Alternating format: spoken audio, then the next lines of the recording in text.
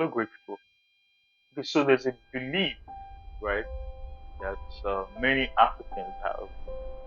The average African carry this belief, and this belief has been for, ever since I was born, right?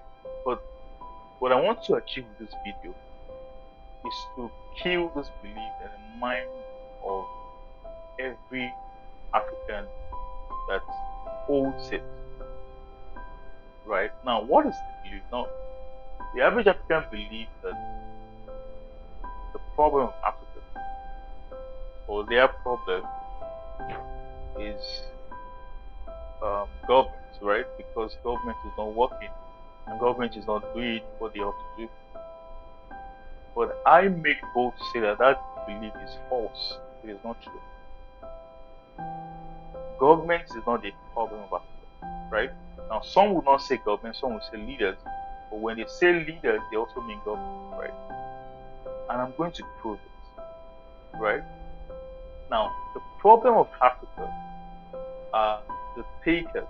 Now, there are those I call the takers and the builders, right? The problem of Africa are the takers, and the takers become takers because we have what is called the take culture in Africa. Now, let me prove this one after the other. Now, if we look at, I'll start with government. If we look at government, for instance, in government, right, government itself is a platform for people to come in and set policies for the nation, right? Now, that platform, the reason Africa is the way it is because naturally many Africans are takers, they're not builders. The average African is a taker, not a builder. So what happens is that naturally the government as a platform will be filled up by takers. Do you get that? Because the average African is a taker. So what do you expect, knowing full well that people in government are not Chinese, they're not Americans, they're Africans, right? So when you put people in a position of power, you elect them and you vote them, you're voting takers because the majority of Africans are takers, right?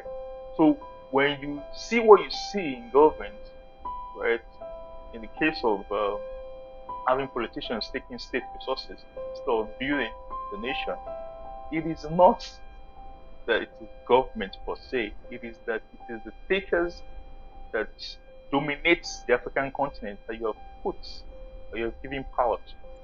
Now, that is not the only proof. The other proof is religion, and Africans are very religious, right? But religion is dominant in Africa.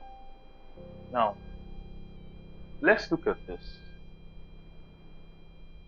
Why does the average Christian, Muslim, or even a traditionalist in Africa, why do they go to their shrine, their church, their mosques, and all of that? Why? To take from God. Either you're taking a job, taking blessings, it's to take, right? When you go to Ogun or Ifa or Obatala, it's to take a baby, take wealth, it's to take. So our mindset towards religion and the spiritual being is to take from the spiritual being. It is not to build with the spiritual being. And I'm not talking about any particular religion, whether it's Christianity, Islam, or whatever. Our mindset is not to build with any spiritual being, just to take from that spiritual being. Why? Because our culture is to take, not build. Now, let me say this. Do you know that if 90% of Africans are traditionalists, if they worship maybe Obatala or whatever god it is, but a culture is to build, do you know that Africa will be one of the most developed continents in the world, even though we're worshiping Ogun, even though 90% of Africans are worshiping Ogun? Now it's shocking, right? Now the reverse is the case in the sense that we have a lot of uh, Christians and Muslims all over African nations. Now, what do we still have? So it means that the state culture that we, take into our religion is what is producing the type of continent that we have. Now that's the second proof. The third proof is that we look at the global economy.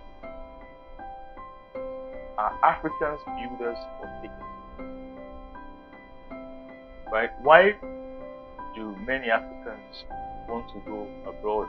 The US, France, UK, Canada, and all of that. Why?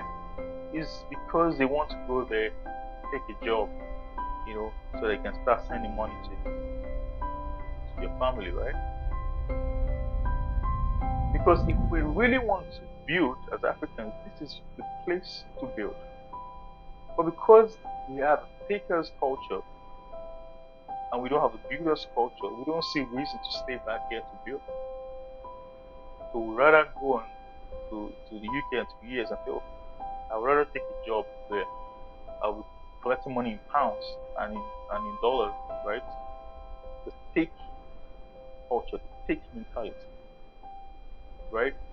Now, I've proven this in 3 ways. So this is the final way I want to prove this, right? And I need Nigerians, Kenyans, Rwandans, Africans to prove me wrong on this.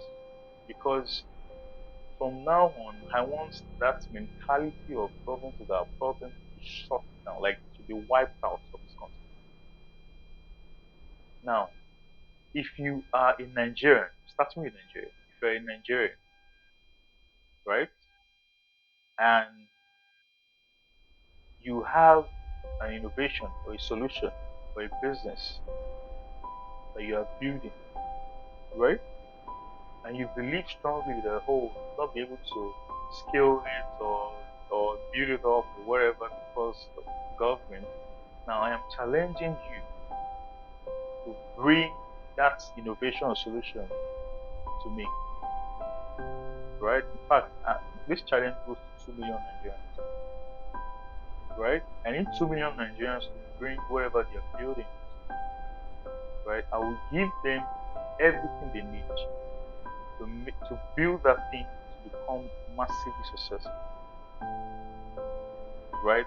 Now, let's test if government is our problem, if government is our obstacle, or if it is the state culture.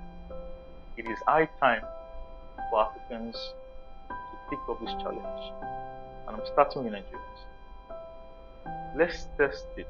Is it government that is the problem that is stopping you from building that thing you have to become a massive global project or success or product, or it is the state culture?